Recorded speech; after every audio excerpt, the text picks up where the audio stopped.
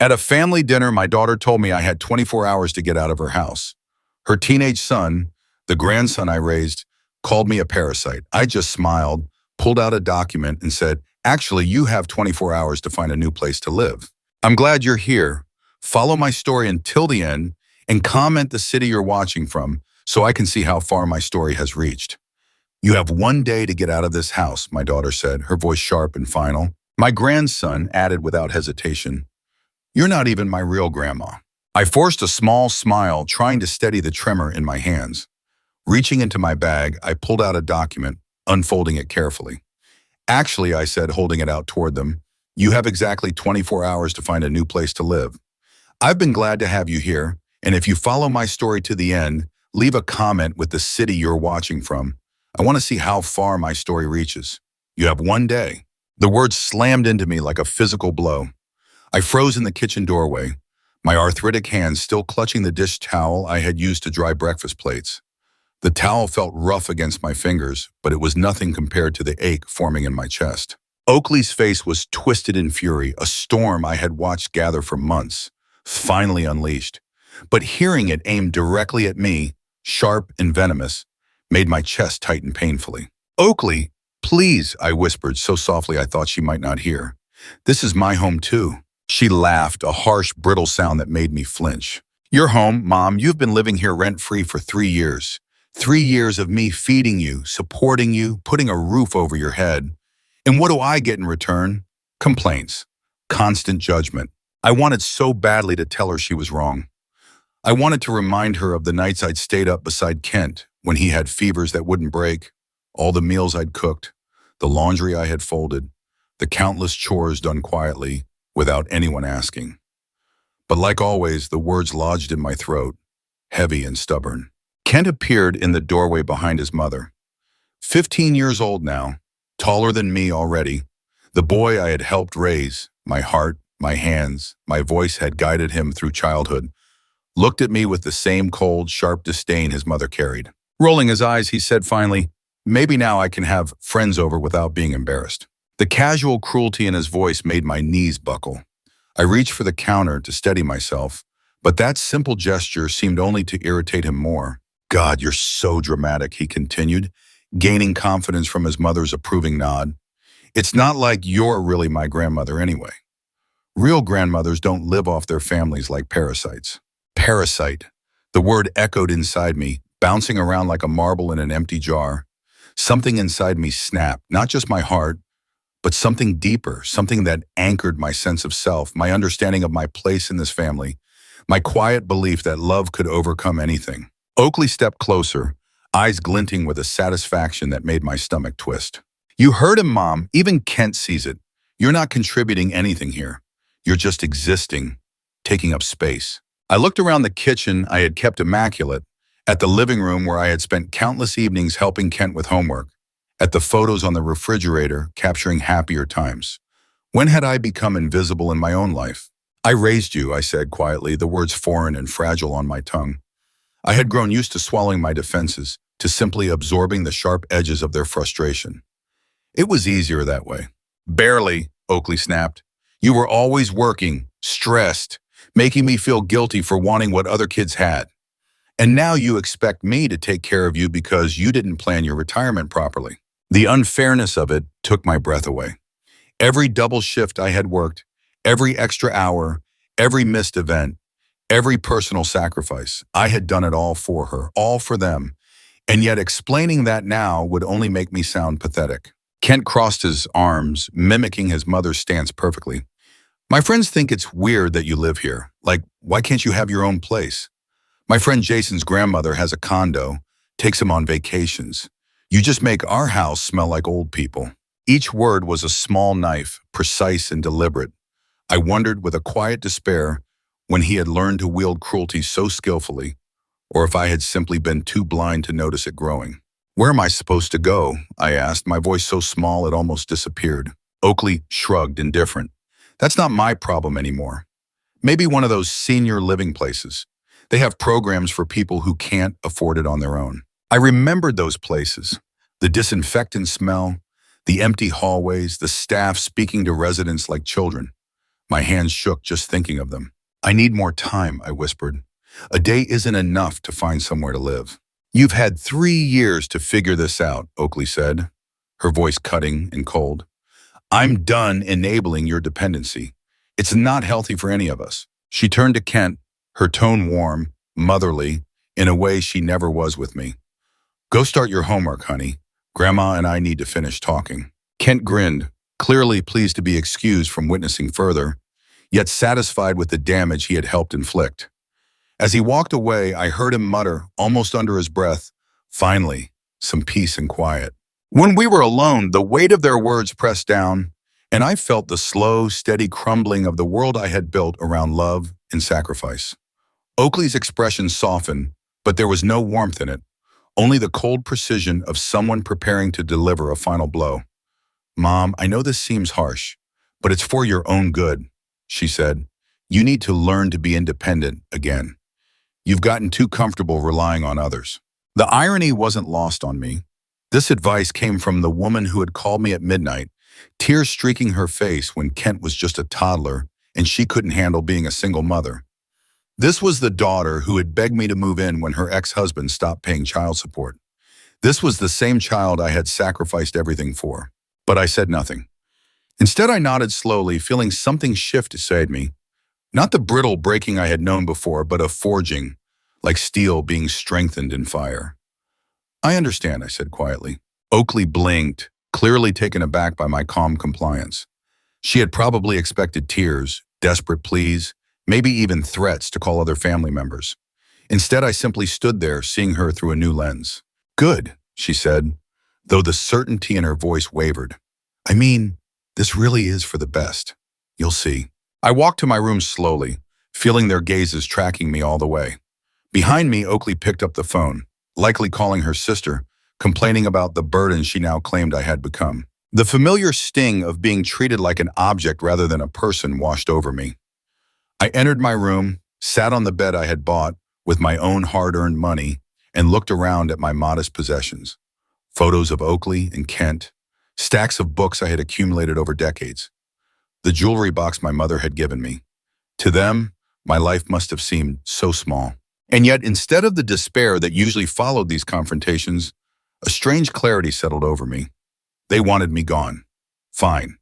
They thought they held the power. They would see exactly how wrong they were.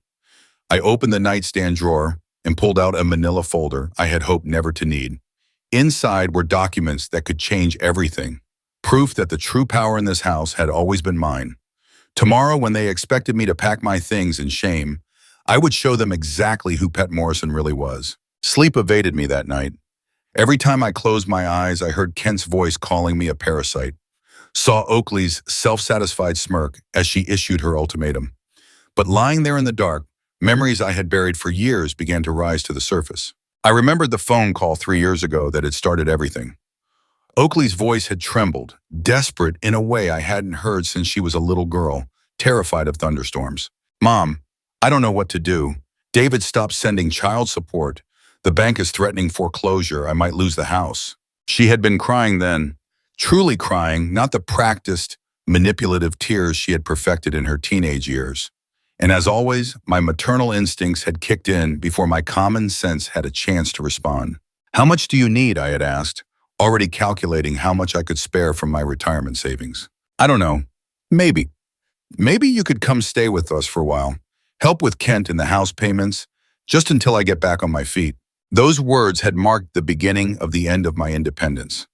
I had sold my small, comfortable apartment, the one I had worked 30 years to pay off. I had emptied my savings, cashed in bonds, even sold my mother's engagement ring. All to help Oakley hold on to the house she now claimed as her own. The first few months had not been unbearable. Oakley had been grateful, almost the daughter I remembered from happier times. She included me in decisions, asked for my advice, thanked me for the sacrifices I made. But gratitude, I had learned, is fleeting. By 6 months, my presence was taken for granted. By the first year, I had shifted from savior to burden. The woman who had begged me to save her home now treated me like an intruder who had overstayed her welcome. I remembered the small humiliations, the subtle ways my presence was minimized. How Oakley introduced me to friends. This is my mother. She's staying with us for a while. Never. This is my mother who saved our house. Never. This is my mother, pet. There was always that qualifier, rendering me temporary, inconvenient, slightly embarrassing. And then came the house rules, unspoken at first, then stated explicitly. Don't use the good towels, don't eat the expensive yogurt, don't have the tea too loud, don't invite anyone over without asking, don't rearrange the furniture. Always don't. I had shrunk both in body and spirit, taking up less and less space in a home I had helped save. The most painful change, however, was seeing Kent. When I first moved in, he had been 12 and still sweet, still the little boy who climbed onto my lap for stories. But as the years passed, he absorbed his mother's attitude toward me, and his warmth began to fade. He had changed. He wasn't the boy I had once known, the little boy who clung to my hand and laughed at my silly jokes. He had become a stranger, a cold, entitled stranger who treated my presence like an inconvenience. I thought back to his 13th birthday party. I had spent days planning it, carefully picking out decorations with my own Social Security money, baking his favorite cake from scratch. I had poured my love into every detail, hoping to see his eyes light up. But when his friends arrived, he told me to stay in my room so his friends wouldn't think I lived there.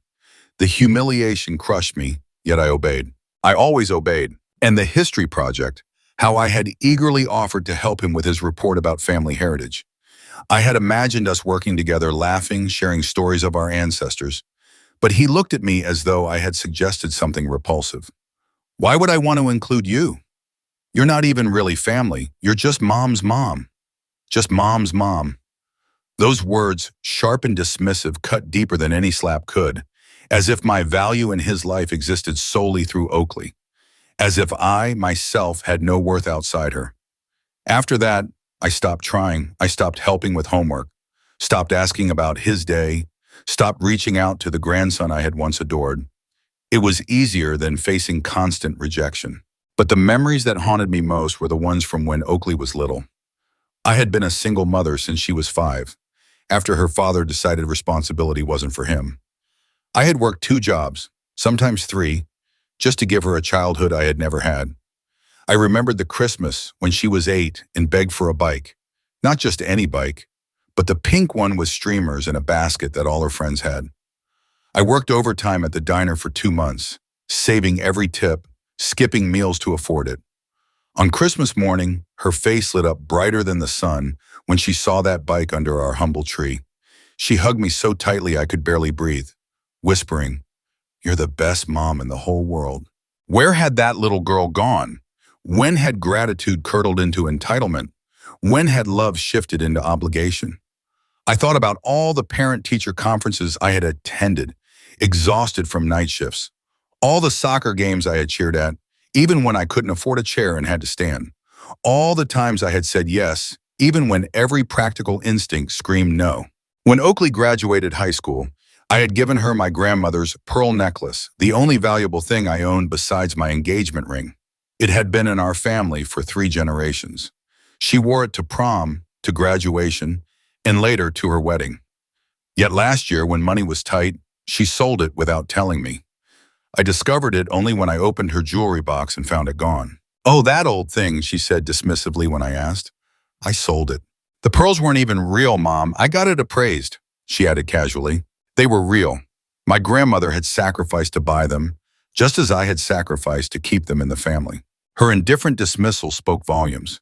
It told me exactly how she viewed our family history, our traditions, our connections. Every sacrifice I had made, every gesture of love, every piece of myself I had poured into their lives, it was all treated as worthless. But tomorrow they would see the truth.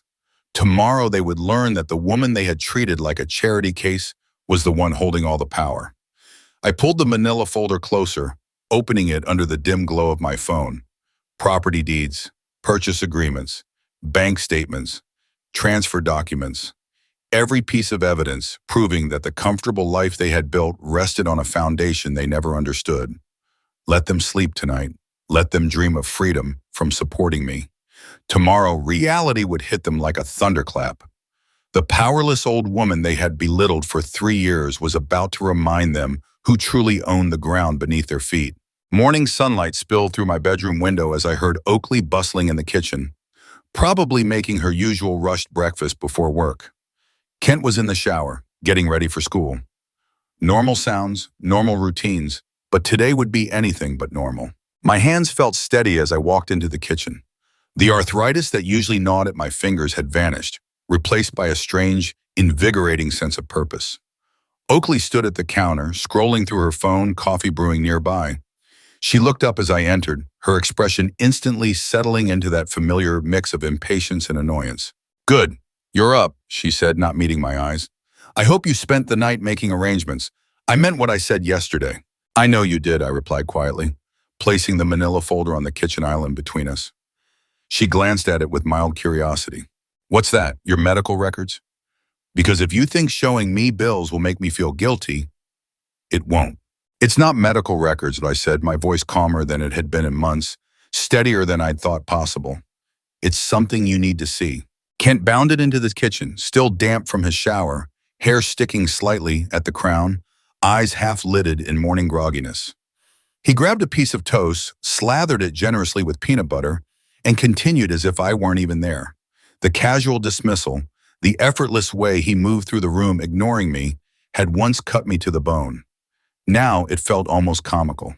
"What time do you want me to call the moving truck?" Oakley asked, her eyes fixed on the folder in her hands, refusing to open it. "I've got meetings all afternoon, and I want this handled before then." "Open it," I said, my tone sharp, slicing through her words like a knife through silk. Something about the firmness, the absolute certainty in my voice, made both of them stop and actually look at me. Really look, perhaps for the first time in years. Kent froze mid-bite, eyes darting from his mother to me. Oakley's laugh came out tight and nervous. "Mom, what is this? Some kind of dramatic gesture? Because I don't have time for her." "Open the folder, Oakley." My voice didn't waver. She stared at me for a long moment, irritation flaring, before she finally, grudgingly, reached for the manila folder. "Fine, let's get this over with." The first document she pulled out was the property deed. I watched as her eyes skimmed the page. I saw the flicker of comprehension, her brain trying to process the impossible. Her face went pale, then red, then pale again, each color washing over her in quick succession. "This," she started, then stopped abruptly, scanning the document again as if it might change itself. "This can't be right." "What is it?" Ken asked, moving closer, his brow furrowed as he leaned to peer over her shoulder. Oakley's hands trembled as she flipped through more papers. Bank transfer records showing my retirement money, funding the down payment, loan documents with my name as the primary borrower, insurance policies listing me as the sole owner. I don't understand," she whispered, voice breaking, but I could see it in her eyes, hesitant realization beginning to take root. 3 years ago, I began, my voice steady, clear, unwavering. "When you called me crying about losing the house, you weren't just asking me to help with payments. The bank had already started foreclosure proceedings. Your credit was ruined. David's missed child support had left you months behind on everything." Kent hovered behind her, reading over her shoulder. His confusion was slowly morphing into something heavier, something like fear. "The only way to save that house was for someone else to buy it outright," I continued. "Someone with good credit and enough cash for a down payment. So, I bought it. All of it. The house, the land, everything." Oakley sank into a chair, still clutching the papers like they were lifelines. "But you told me you were helping them with the mortgage payments," she said, barely above a whisper. I replied.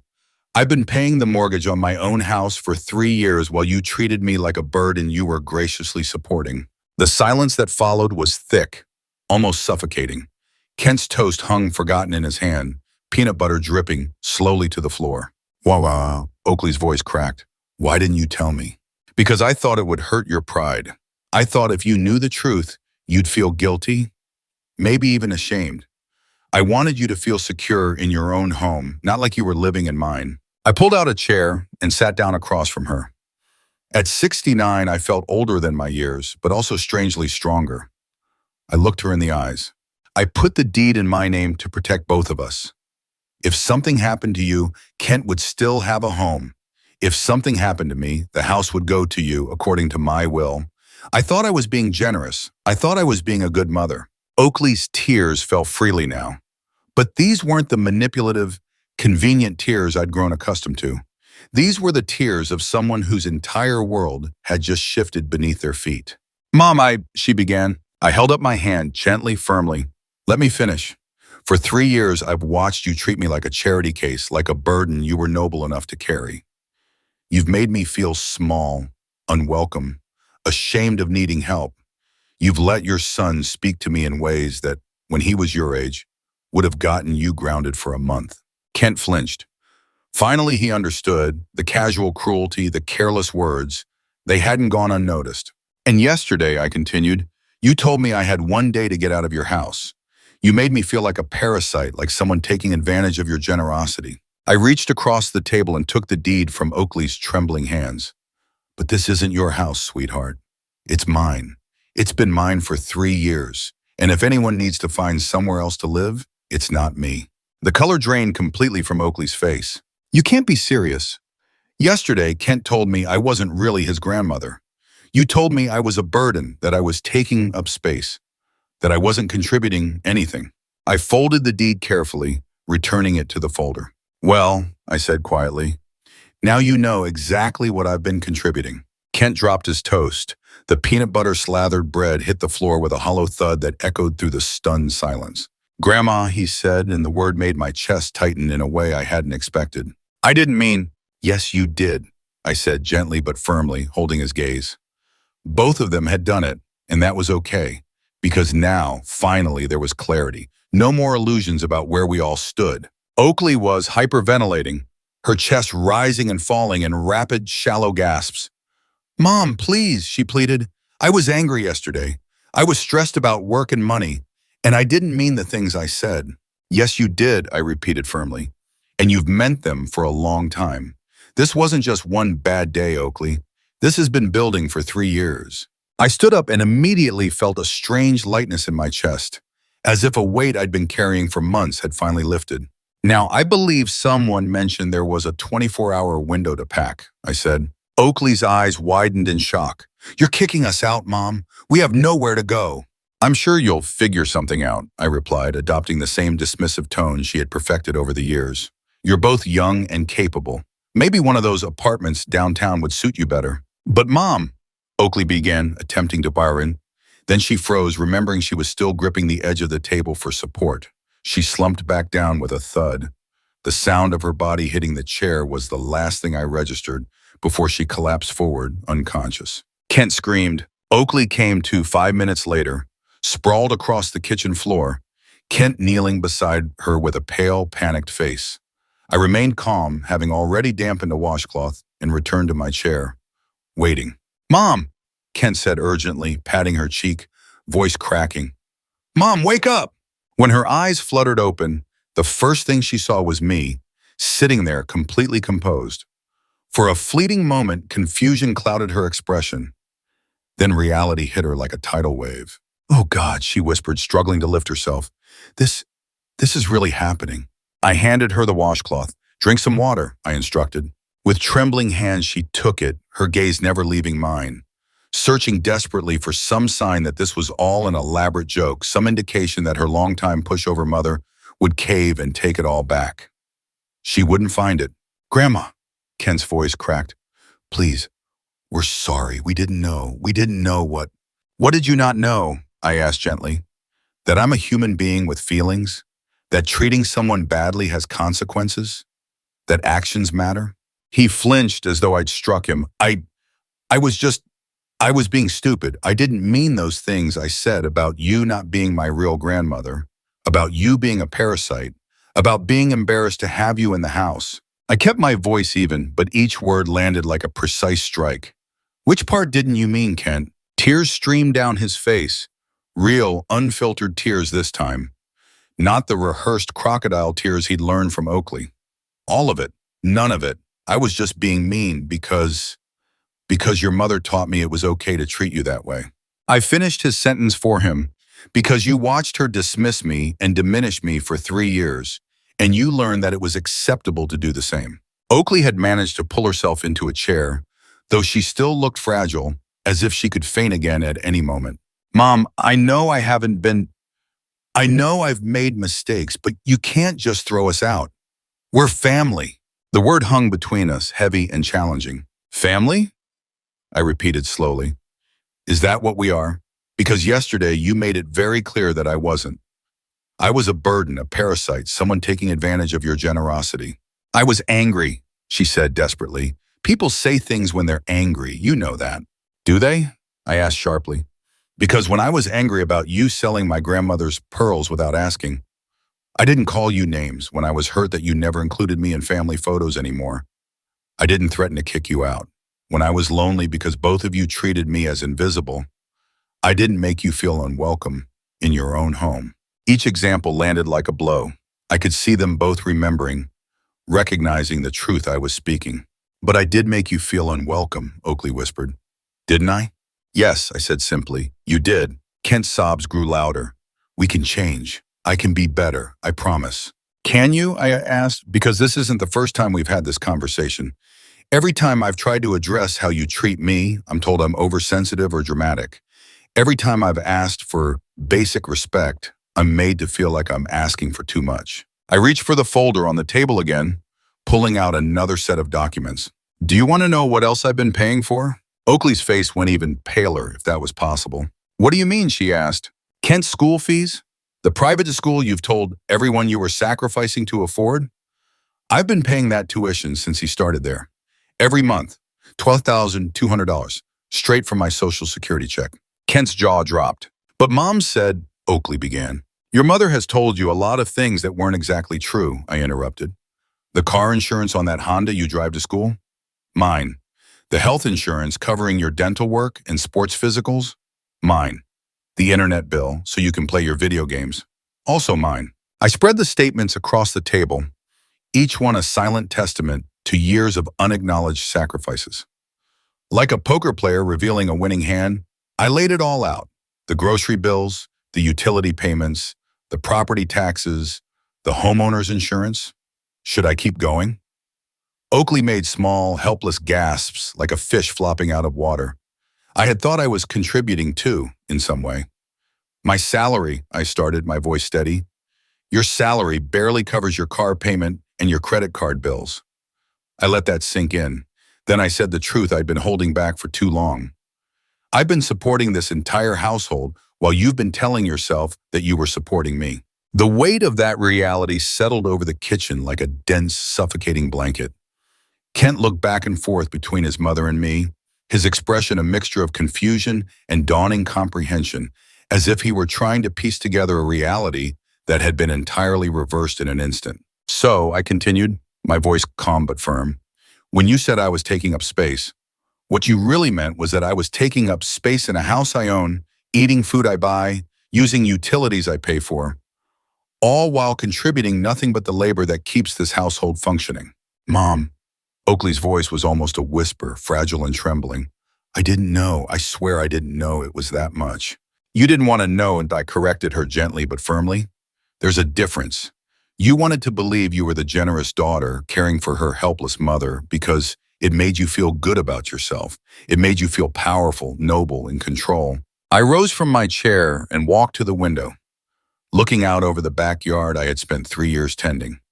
The garden I had planted, the fence I had repaired, the deck I had restained, all my work had been a silent labor of love. But the truth was clear. She had been living off me while treating me like a burden, teaching her son to disrespect the very woman who had been supporting him. She had been playing house with my money, making me feel grateful for the scraps she tossed my way. When I turned back around, both of their faces were fixed on me with expressions I had never seen before. Not anger, not irritation, not dismissal, but something closer to fear. 24 hours, I said quietly. That's what you gave me. That's what I'm giving you. Kent's small, young voice broke the tension. But where will we go? I don't know, I admitted honestly, but I'm sure you'll figure something out. You're both young and capable. You have each other. You have options I never had when I was starting over. Oakley gripped the edge of the table, desperation in her eyes. You're really gonna do this? You're really going to make us homeless? I'm not making you anything, I said, my tone calm but unwavering. I am simply taking back ownership of my own life. You wanted me gone? Fine. Now you can be gone instead. But we're sorry, Kent burst out, a mix of panic and pleading.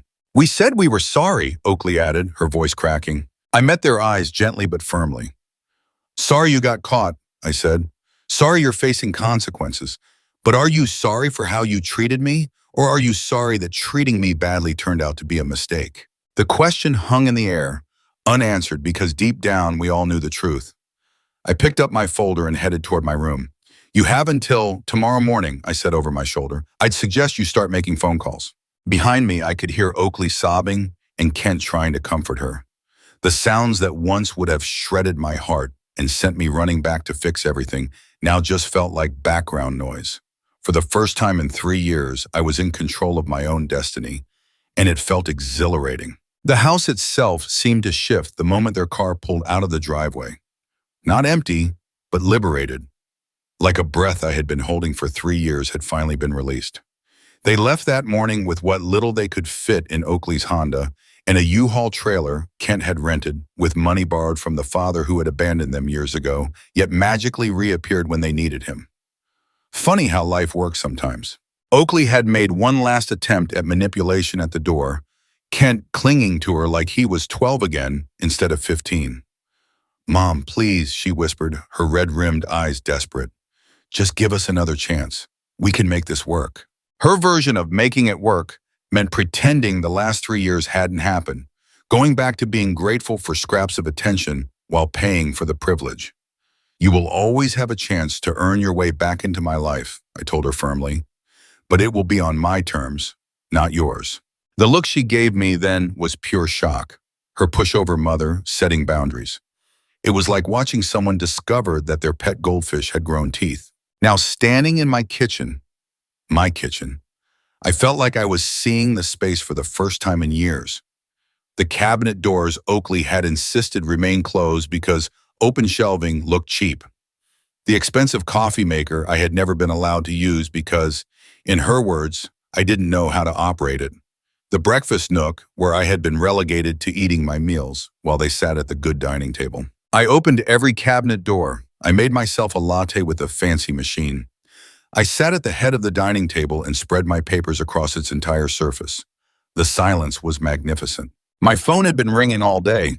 First to Oakley, then Kent, then Oakley's sister Beth, who had apparently been appointed the family negotiator. Aunt Pat, this is crazy, Beth said when I finally answered. Oakley had told me everything that happened, and I could sense there had been some sort of misunderstanding. No misunderstanding, I replied, my voice calm, almost eerily so. Just a long overdue correction. But they're family. You can't just throw family out on the street, Oakley said, and I found myself laughing. Harsh, bitter laughter that surprised even me. Beth, I asked, letting the words land slowly, when was the last time Oakley invited you to a family gathering that included me? When was the last time Kent even mentioned me when he talked about his family? I let the pause stretch, letting her hear the weight behind my words. They made it perfectly clear I wasn't family. I'm just honoring the decision they made. Every conversation I had with other relatives followed the same pattern. Shock, then attempts to guilt me, and finally awkward silence when they realized I wasn't backing down. It dawned on me that none of them had called in 3 years to see how I was doing and to check in on my life with Oakley. None had noticed that I had slowly vanished from family photos and holiday gatherings. But the moment the roles were reversed, when there were consequences for their exclusion, suddenly everyone was desperate to talk about family unity. By evening, I had unplugged the phone entirely. For the next few days, I immersed myself in rediscovering my own home. I moved my things from the cramped back bedroom into the master suite that Oakley had claimed as her own. I rearranged the furniture, opened curtains that had been kept shut, and let my music fill every corner without hesitation. In Oakley's closet, I found boxes of my belongings that had been tucked away 3 years ago, temporarily. Photos of my parents, books I had thought were mine, the china set I'd inherited from my grandmother, all hidden because they didn't fit Oakley's aesthetic. Behind winter coats I had never seen her wear, I discovered my grandmother's recipe box. Inside were the handwritten cards she'd used to guide Sunday dinners and holiday traditions, rituals Oakley had deemed too much work to continue. That weekend, I made my grandmother's pot roast, filling the house with the rich aroma of slow-cooked vegetables and fragrant herbs. I set the dining table with the fine china, folded cloth napkins, and lit candles. I uncorked a bottle of wine I had been saving for a special occasion, and then I called my neighbor, Mrs. Chen. She had always kept a polite distance, thanks to Oakley's insistence that my mother's friends weren't welcome. "Pet," she said, surprised to hear from me. "Is everything all right?" "Everything is perfect," I told her. "Would you like to come for dinner? I'm making pot roast." That dinner was the first time I had hosted in my own home since moving in. Mrs. Chen arrived with her sister, who brought her friend, Margaret, and by the end of the night, laughter and conversation filled the house in a way it never had with Oakley and Kent. "This house has such good energy," Margaret remarked, looking around the living room. "So warm and welcoming." She paused as if sensing something unspoken. If only she knew how unwelcoming it felt just a week ago. Meanwhile, Oakley's calls grew more frantic by the day. She had temporarily moved in with David, but his new girlfriend wasn't thrilled about the arrangement. Kent was sleeping on a couch and constantly complaining about missing his friends at school. "Mom, this is ridiculous," Oakley said during one late-night call. "You've made your point. We get it. We were wrong. Can't we just move past this?" I didn't flinch. "Move past it to what?" I asked. "Back to being treated like hired help? Back to Kent acting like I'm a disgrace? Back to me paying for everything while being made to feel like a burden?" "We'll be better," she promised. "Things will be different." "How?" I asked, letting the silence stretch before she hung up. That's when I realized she still didn't understand. She thought this was about punishment, about teaching them a lesson they'd learn, and then everything would return to the old normal. But this wasn't punishment. This was about me finally realizing my own worth. I began making changes that went beyond reclaiming my space. I switched Kent's school payments to a monthly transfer that could be stopped if his grades fell or if I received reports of disrespectful behavior. I set up automatic payments for health insurance that I could cancel with 30 days' notice. I opened new credit cards in my own name and closed joint accounts where Oakley had been an authorized user. Most importantly, I changed my will. For years, I had intended to leave everything, my house, savings, life insurance, to Oakley and Kent. They were, after all, my only family. But I had learned that family was about more than blood. It was about respect, kindness, and mutual care. It was about valuing each other as human beings, not as convenient resources or obligations. I met with my lawyer and created a new will establishing a trust for Kent's education, but only if he met standards of behavior and academic achievement. The house and remaining assets would go to charities supporting elderly people who had been mistreated by their families. Oakley would inherit exactly what she had explicitly told me she wanted. They had moved out, leaving the house quieter than I liked. I was in the front garden, watering the plants, when a car rolled up the driveway. Kent stepped out of the passenger side, and something about him struck me immediately. He looked older, more serious, as if the weight of the world had settled on his shoulders overnight. He walked slowly toward me, as if afraid I might shoo him away. "Hi, Grandma," he said, his voice quiet, almost tentative. "Hello, Kent," I replied, keeping my gaze on the plants, deliberately making it hard for him to read me. "I wanted to apologize," he said, and this time there was a steadiness in his tone. "For real this time, not because I want something, but because what I said was wrong." I finally turned to look at him. His clothes were rumpled, his hair needed a trim, and the dark circles under his eyes spoke of restless nights. I studied him carefully. "Are you apologizing because you actually understand why it was wrong, or just because you don't like the consequences?" I asked silently in my mind. He paused, thought for a long moment, and then said, "Both, I guess, but mostly because I hurt you and you didn't deserve it." It was the first truly mature thing I had heard him say in years, and it caught me off guard. "I miss you," he continued, voice thickening slightly. "I miss living here. But more than that, I just miss you. I miss talking to you, having you help me with things, eating your cooking." I raised an eyebrow. "What things did I help you with?" I asked, genuinely curious if he remembered. "Everything," he admitted, his voice catching. "Math, homework, problems with friends. And that time I was scared about starting high school. You always listened and never made me feel stupid." "And how did you repay that?" I asked, my voice firm. He flinched. "By being a selfish brat who cared more about what my friends thought than about hurting someone who loved me." The raw honesty in his voice stunned me. This wasn't the calculated manipulation I had come to expect from Oakley. This was remorse, genuine, unpolished, real. "Your mother doesn't know you're here, does she?" I asked. He shook his head. "She thinks I'm at basketball practice, but I wanted to come by myself. Because this is between you and me, isn't it?" "What I said to you," I murmured, thinking to myself, smart boy. Smarter than his mother, certainly. "What do you want from me, Kent?" "I want to know if there's any way I can earn your forgiveness, and maybe someday earn the right to be your grandson again." The words "earn the right" spoke volumes about how much his perspective had shifted. "That depends," I said slowly. "Are you willing to do the work, even if your mother isn't?" 6 months later, I was sitting on my back deck, watching the sunset spread gold and pink across the sky. The garden was lush, thriving under my care. The roses I had planted were just beginning to bloom, and the house hummed with a quiet, lived-in contentment that felt completely mine. Kent had kept his word. Every week he found a way to visit, sometimes claiming basketball practice, sometimes saying he had to study at the library. We started slowly, him helping me with yard work as we talked about school, friends, and life. The change in him was remarkable. Without his mother's constant reinforcement of entitlement, he was starting to remember who he used to be.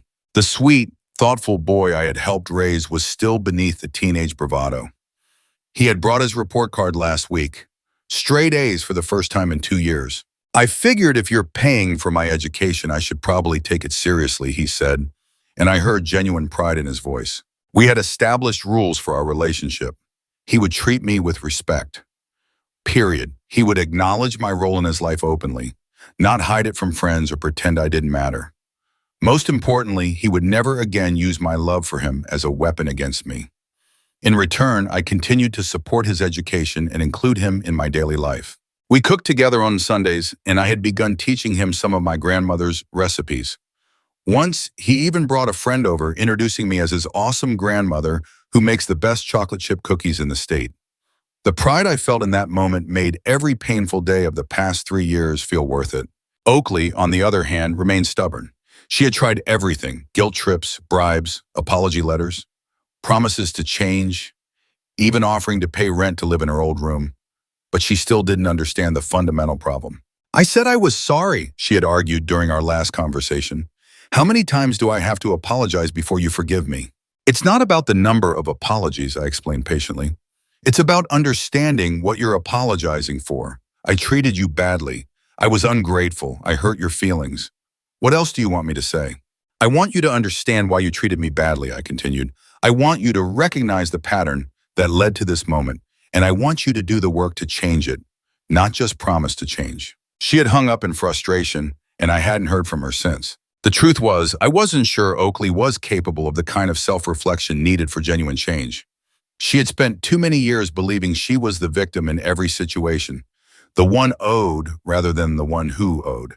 But I had learned that I couldn't fix other people. I could only control my own actions, my own heart, my own garden of life.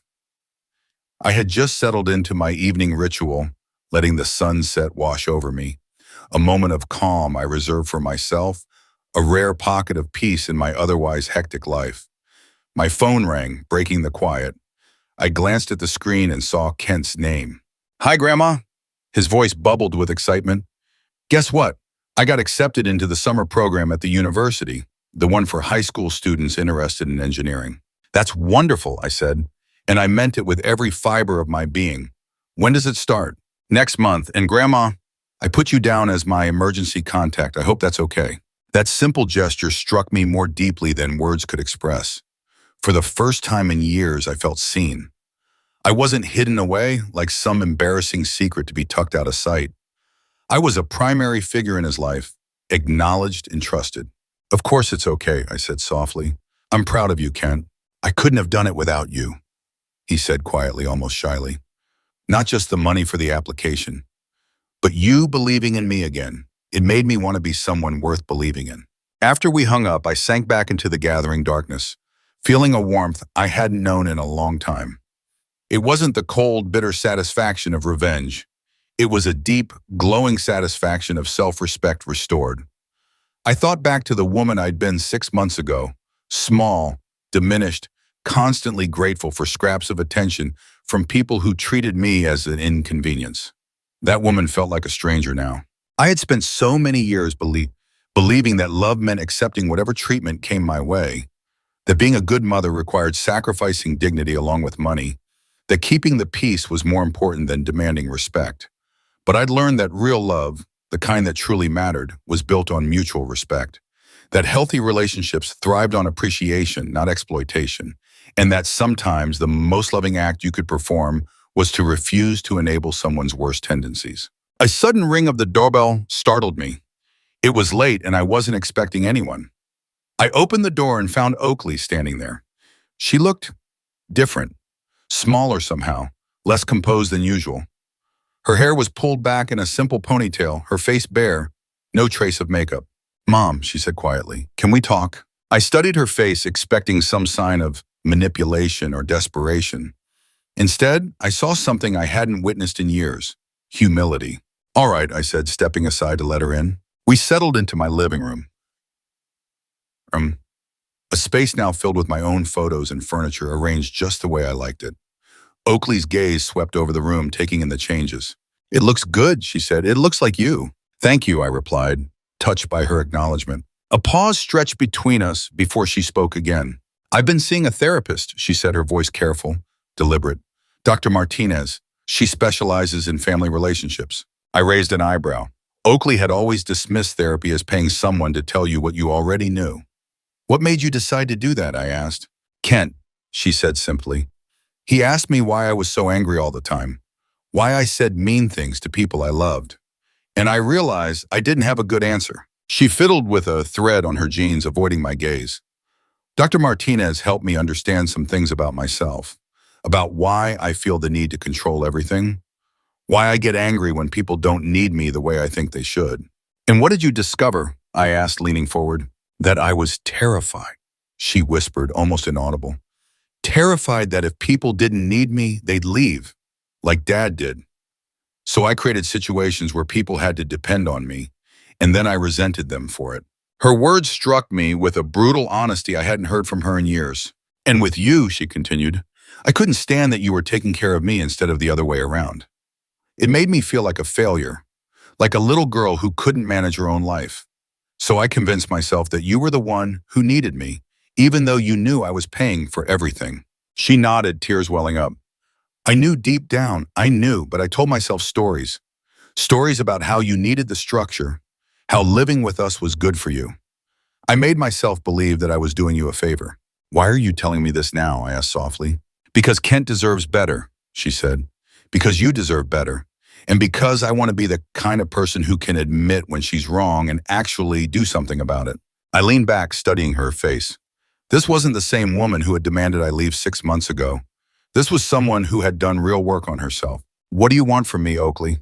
"Nothing," she said, and the word caught me off guard. "I don't want anything from you. I just wanted you to know that I understand now. I understand what I did and why I did it, and I'm sorry, really, truly sorry. And if I never forgive you, if this conversation changes nothing between us," she drew a shaky breath, "then at least you'll know that I finally see you, the real you, the woman who sacrificed everything for her daughter and was treated like garbage in return, the woman who loved her grandson unconditionally and was made to feel like that love was worthless." She stood, wiping her eyes. "Kent told me he's been visiting you. I'm glad. He needs... You belong in his life and you deserve to be with someone who truly values you. Someone who's learning how to do that the right way." She moved toward the door, then paused as if gathering courage. "I know I don't have the right to ask for anything," she said softly, "but would you consider letting me earn my way back into your life? Not as someone you need to take care of, and not as someone who takes care of you, just as your daughter. Finally understanding what that really means." I looked at her, the woman who had caused me so much heartache, who had made me feel small, worthless, and unwanted at times. And yet, beneath all that pain, I also saw the little girl who used to crawl into my bed during thunderstorms, who wrapped me in tight, warm hugs on Christmas mornings, who once looked up at me with such adoration and said I was the best mom in the world. It would be a long process, I finally said, my voice steady despite the storm of memories, and it would have to be on my terms. I understand, she replied. You'd have to prove that this isn't just temporary remorse, that you've genuinely changed, not just learned the words you think I want to hear. I nodded. I understand that too. And you'd have to accept that our relationship will never return to what it once was. I'm not the same person who would tolerate disrespect just to keep the peace. She gave a small, solemn nod. I wouldn't want it to go back to that. That kind of relationship was toxic for both of us. I walked her to the door, a strange lightness lifting from my chest, the weight of months of worry and anger seeming to slip away. Not because I had chosen to forgive her yet, but because for the first time in a long while, I had a choice. The real power of deciding the terms of my own relationships rested in my hands, and it felt liberating. Call me next week, I said. We'll see how it goes. After she left, I returned to my deck, letting the night air brush against my face. I looked up at the first stars beginning to pierce the darkening sky, feeling a quiet, genuine hope rising within me, something I hadn't felt in years. I realized that respect wasn't something you could demand from anyone. It was something you had every right to require. That love without respect wasn't love at all. It was manipulation, dressed up in prettier packaging. And sometimes the bravest act of all was valuing yourself enough to step away from those who didn't. Whether Oakley would do the work to earn her place back in my life remained uncertain. But either way, I would be okay. I had a home I cherished, friends who genuinely valued me, a grandson who was growing into a good man, and most importantly, I had myself back. At 69, I had finally learned that the only approval I truly needed was my own. And for the first time in decades, I had it completely.